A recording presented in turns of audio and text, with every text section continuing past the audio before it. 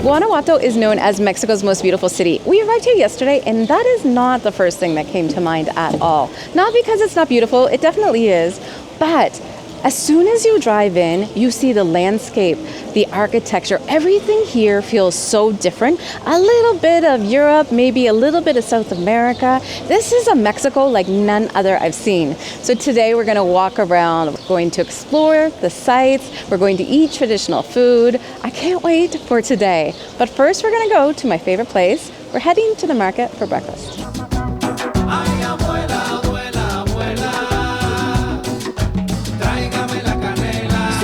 Now, the two things everybody wants to know right away is when did you visit and what's the weather like? This is a Saturday in mid-November. We arrived yesterday, the sun was out, it was hot. It was like 25 degrees, but definitely felt hotter. But as soon as the sun left, it went down to 10 Celsius, minus 12 Fahrenheit. So it actually got really cool. I have a jacket on, pants because it's still morning, but my plan is to have breakfast and then to change. You definitely need to have layers here. It's beautiful weather to have like warm weather during the day and then cozy, cool weather at night, but you do need to bring a jacket, a sweater, maybe even a hat.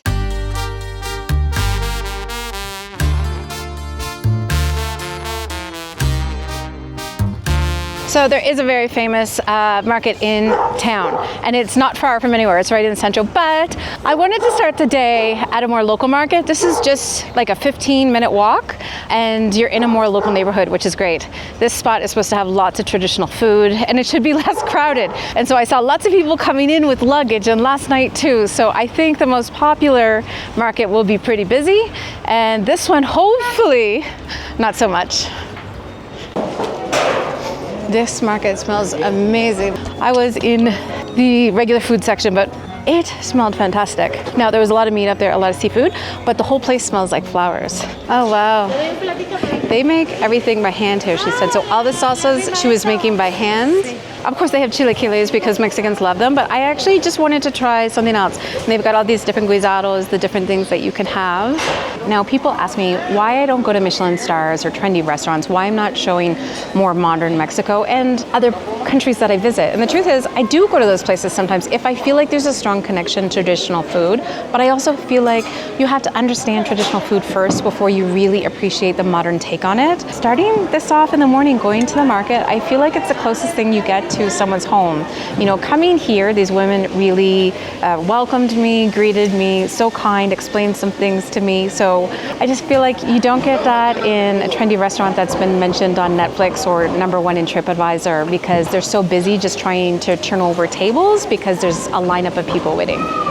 Menudo on the weekend is a classic in many Mexican cities. It is considered a hangover cure, very popular in central Mexico. It is a beef tripe soup. Sometimes it has hominy in it. This one is red, but you can also get a white one. And was not on my list of things to eat for breakfast this morning. I will be here for a week, and so I'm working on an article about the typical Guanajuato foods that you should try. I'll put it right here, a link to my article, because I won't be able to share it all today. I can't eat all the food today, especially if I'm starting with Menudo. This was the smallest, it's only 60, so it's a chili base. And we're just going to add a little bit of oregano to it, some fresh onion. I normally don't like raw onion, but in Mexico, in soups, it cooks it a little bit. And then also other places, they will either put it in water or in a bit of a lime juice to get rid of that really harsh onion flavor.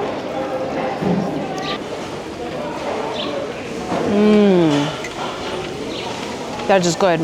And this salsa, it looks spicy. It has both red and green peppers on it, so I'm just gonna try. Oh, it's spicy, but not too spicy. It actually has some smokiness to it, but it's not just like so spicy.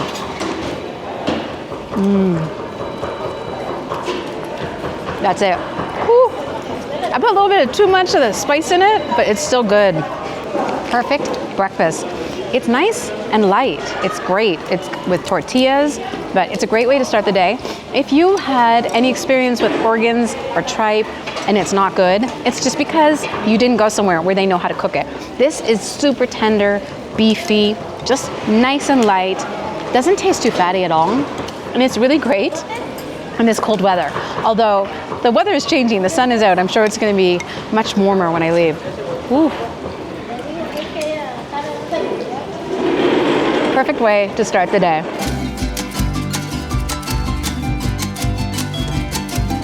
Ooh, I love starting the day at the market. Such a good breakfast. I learned so much from Maria Silva and her son who made the menudo. They said it's Bajio-style, and that means there's no hominy. So the Bajio region is here, a bit of Michoacan, Jalisco, also Querétaro, and it is the rancher farmer area.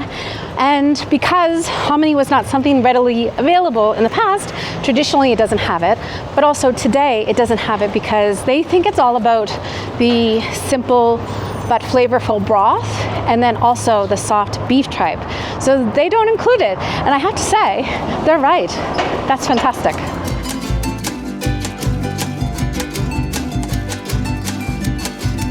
One of the most interesting things about Guanajuato is that it's like an open air museum, very much like Italy, where you can just wander the streets. And that's what a lot of people do. There's so much history and architecture here. Right now, I am looking at the University of Guanajuato.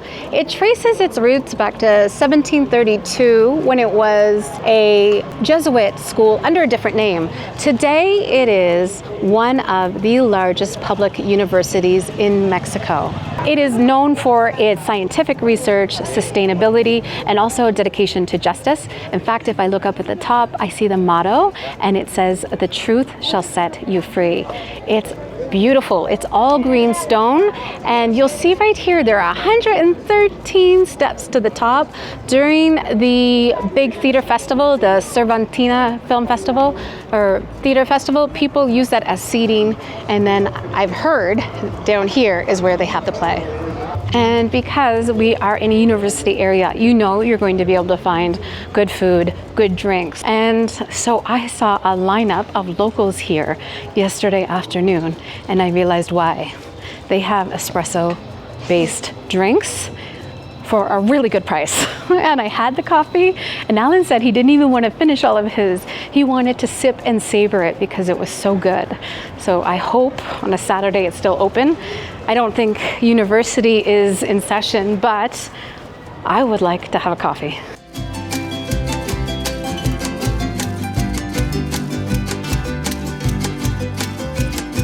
This coffee is so good.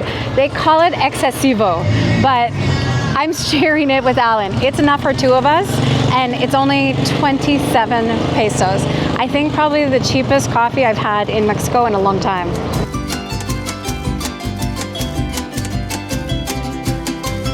All right, brought coffee back to the house, picked up this guy, Alan, and we're going to go for lunch.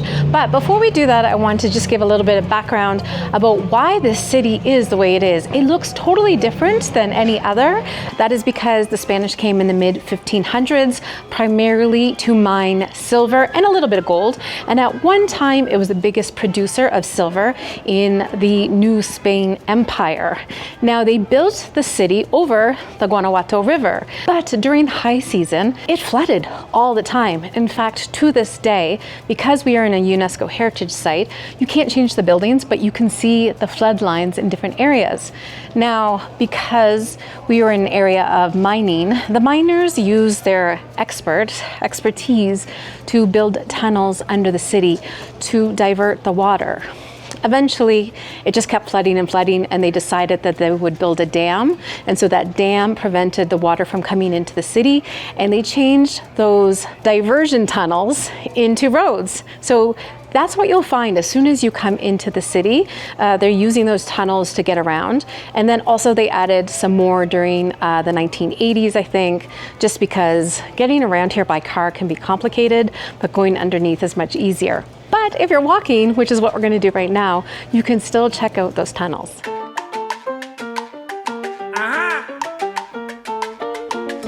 We are staying next to Plaza Baratillo, and it's known for a place to have really good food. And because it's Saturday, it's completely different than when we arrived yesterday. There's tons of drinks. When we first got to Mexico, Alan took some Spanish classes in Puebla to kind of kick things off. But I would say we are on month 4, and he has really picked up so much Spanish. It's interesting because he used to ask people how much things cost, but then didn't know the numbers, didn't know phrases. But something kind of kicked in month 4, and now he really knows a lot of Spanish, can go out on his own, which is great. I don't have to do all the translations. Now, I believe in 1988, Guanajuato received UNESCO Heritage status, and part of that was for the architecture. So here in the center, to change things, very, very difficult. To paint something, to paint it a different color, everything needs to get approved. And I think that's also why when you go around, you still see the flood lines in some areas because they're not painting over them.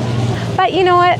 What I love about it, and they still call this the most beautiful city, is it's not perfect. Everything isn't freshly painted, and so you still see kind of those marks from history.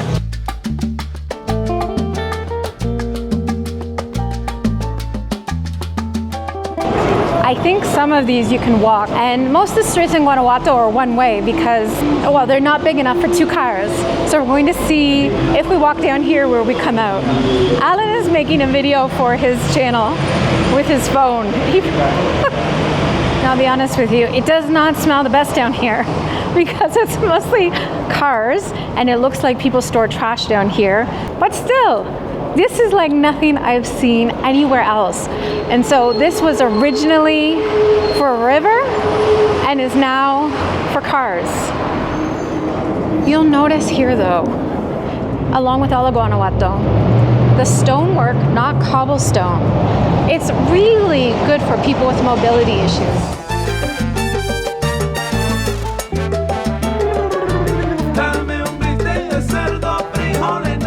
So you can see that this is one of the areas that cars actually come in and out of.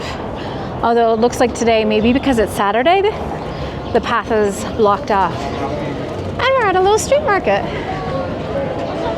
Oh, we're at the main plaza. We skipped half the city. Oh, this is so cute. Okay, we are in the main area of Guanajuato. So many things to see here.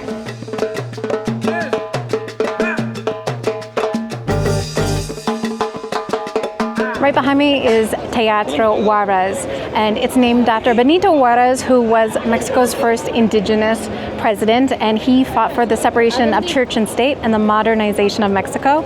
And so this was named after him to really celebrate him. It has, over the past, I think, year, been closed for renovation, but when we came in last night, we saw people coming out of the theater. So I want to see if it's possible for us to go inside and see. It's supposed to be fantastic.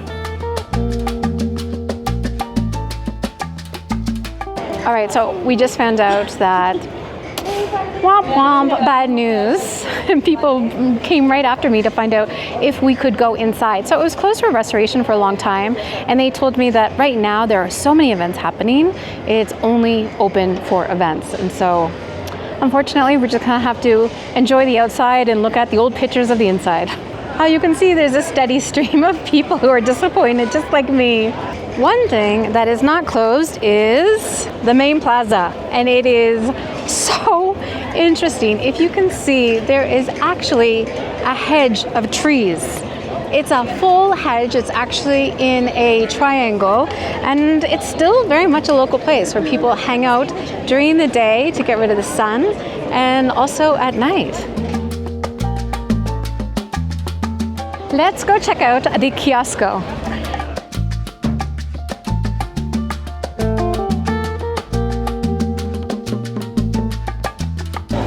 Come up to the kiosco for myself.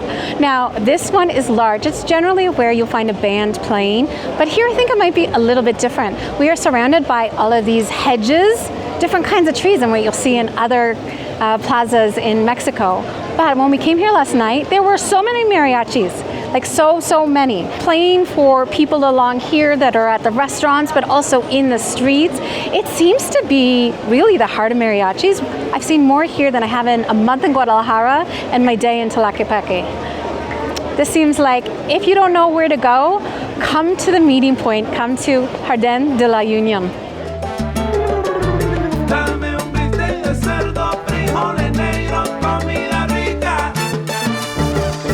All right, we asked these guys if they would hit their favorite song, and he was like, oh, I don't know. And I said, don't worry, we will give you a tip. And he said, well, normally there's a set price for a song. It's 250 pesos. So he said, all right, let's do it.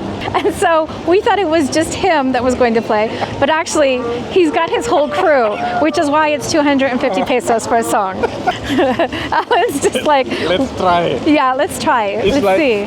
It's like a try project now. Yeah. Ayngelina. Okay.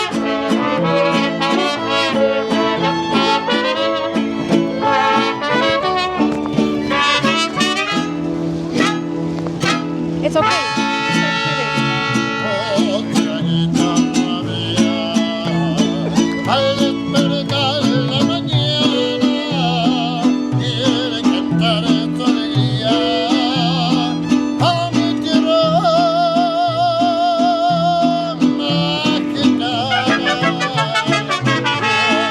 What do you think?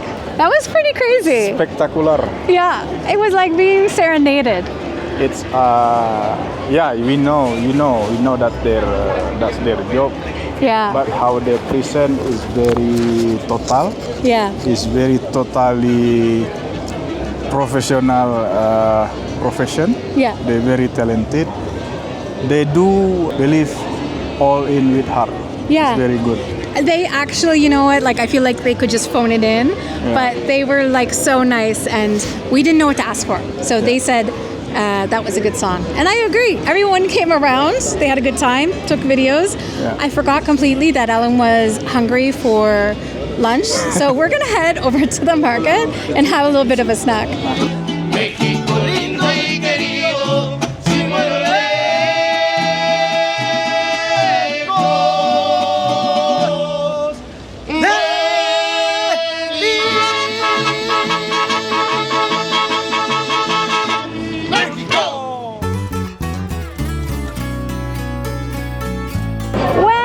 Here, you cannot miss the men who are dressed in, I think it's Renaissance outfits, but they have a very interesting tradition here, and I think they are called calladores. That might not be it. I'll put it right here. But basically what it is it's a group of people, of artists, and this comes from the huge theater background that they have here, where you join a group and they take you on a 1-hour tour in the street, and the group puts on singing and dancing and jokes. We saw it last night. It looks super fun, but big groups on the weekend. And so we were just talking to one of the guys that approached us and said, it feels like it's too much for us because we're not fluent in Spanish. And so he recommended to come on Monday. Some of the groups, he said, do have English translators, but instead of having groups of 50 people, it would be more like 20 on a Monday, because I guess we're in high season here. Didn't realize it. Might be because the weather's so beautiful.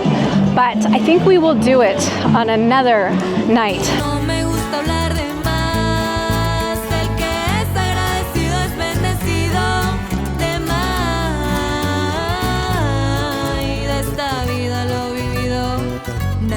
And we went by the Basilica, and I didn't say anything, but right in front of us is the Basilica. It is, I think, the center point actually for the city, and is quite large. It's supposed to be beautiful to go inside, but it looks like the doors are shut right now.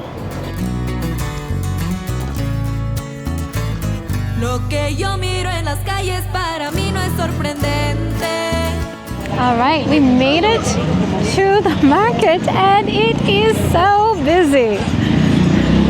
There are 3 places that you can eat at the market. First is out front. We're going to see what the vendors have here. There is a dish that I would really like to try. All right, I think I want to try a Guacamaya. All right, this is a popular spot on a Saturday, as expected. I normally do not wait in line for food, but this one vendor I really wanted to support. I'm pretty sure you can get guacamaya also inside the market.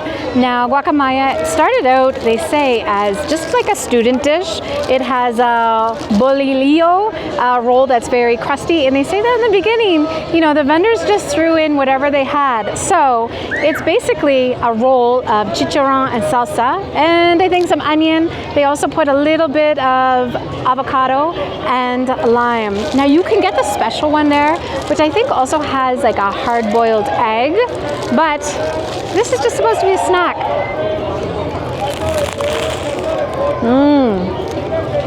Listen to that crunch. I heard it was very spicy. This is not too spicy at all. This is actually pretty delicious. You get the crispiness of the chicharron, the crackling pork, but I don't have any on me. Definitely worth getting. It is 60 pesos, I think, due to its popularity, but it's actually really tasty. Just very plain. Sweet, spicy, actually not sweet. This is just very plain and simple, crusty, crunchy, spicy, and just a little bit of smooth with that avocado and a little bit of brightness from the lime. It's a good snack.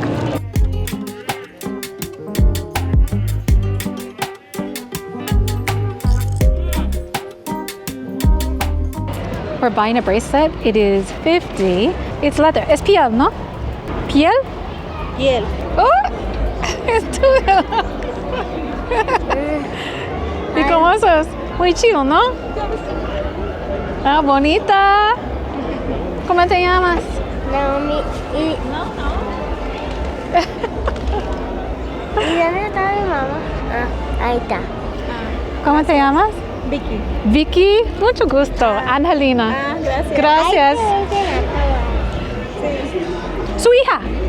Ah, qué bonita. All right, guys, they were so nice here. When you come, look for Vicky. She's very, very nice. Good, fair prices, I think. Hola. ¿Qué quieres decir? Hola, vengan a Guanajuato todos. Qué bueno, qué bueno. Está bonito. Para que vean las momias. Ay, mira, ¿puedo? ¿Te gustan las momias? ¿Sí? Tengo miedo. Dile, no, pues no sé nada. No. Ok, vamos a las momias. Gracias por su tiempo. Chao. All right, this is the second place where you can eat, and I totally forgot, Alan has not eaten. Now, if you look up top on the Fondas, they will call you upstairs, and Alan, they're very convincing. Alan's already walked up the stairs.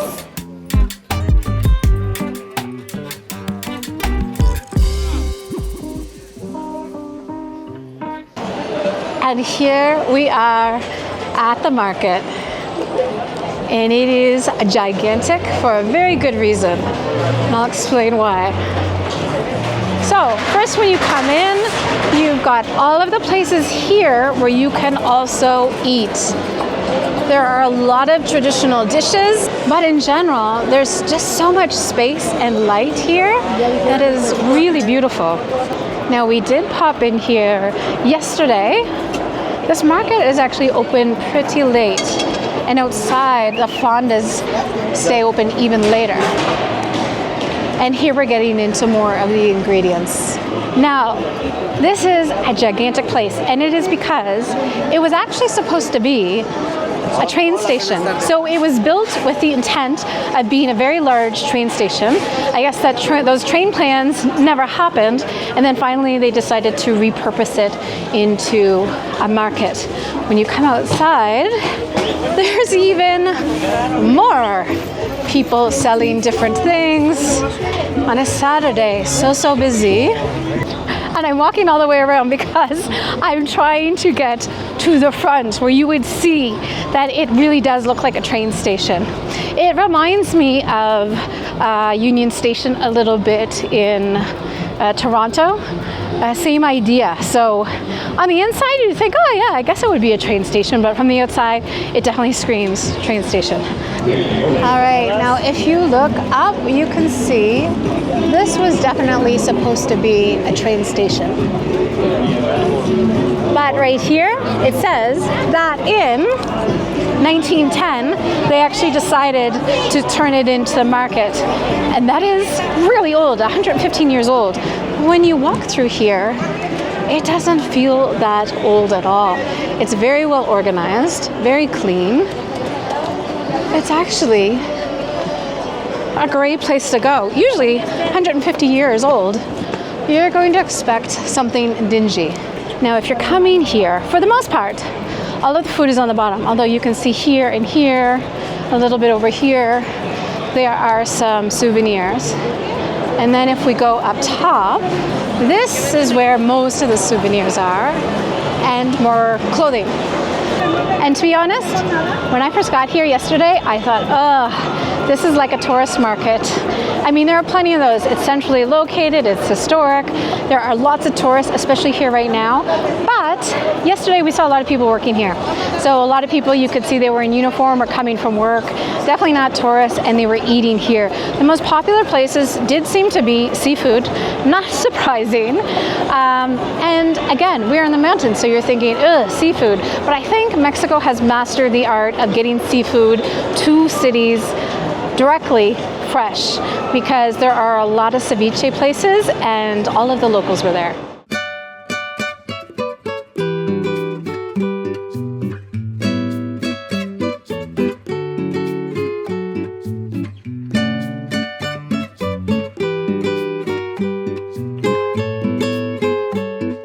I left Ellen here while I went to shoot down at the market, and I didn't realize when I ordered him the pozole rojo. Pozole here usually comes with pork. I didn't say chicken. So I came back and he hadn't eaten any of it. And so now we're getting hotcakes. Thankfully this place has so much food, and he saw the hotcakes over there and he thought, okay, I want some of that. They have a little bit of everything here. People here are very friendly, super nice.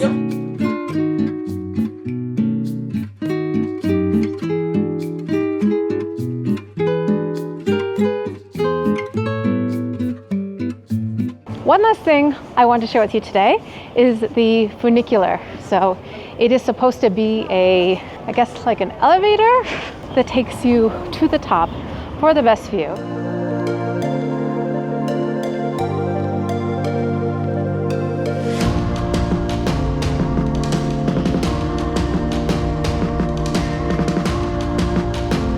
What a view. We made it to the top. Now, if you're staying at the hotel, you can actually skip the line, and I really wanted to be in front because the window opens and you can see everything, take pictures.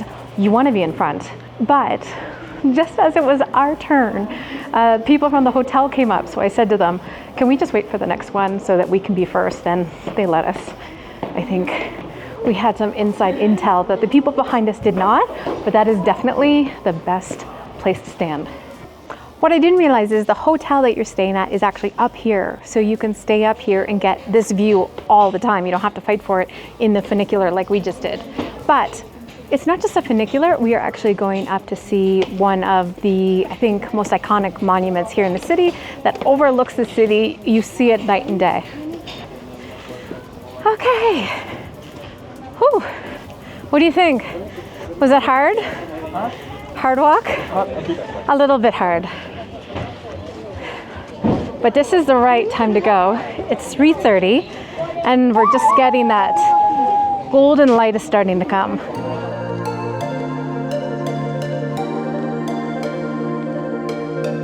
Whew. This is a gorgeous view here, and there's lots of room. So even if there's a crowd, it's not so bad.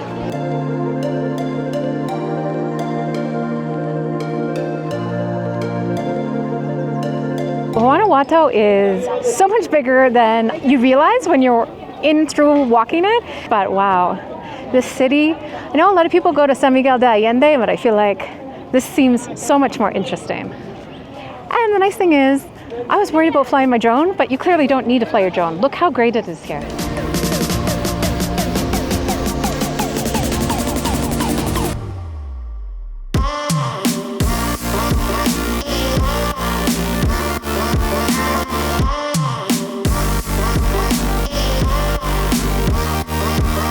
Now, I love that in Mexico, if there's not a party, Mexicans bring their own. There's a group here behind me. They brought their own music, their beer. They're having a great time with these views. They are amazing. 3:30 was definitely the time to come because the light is golden in November.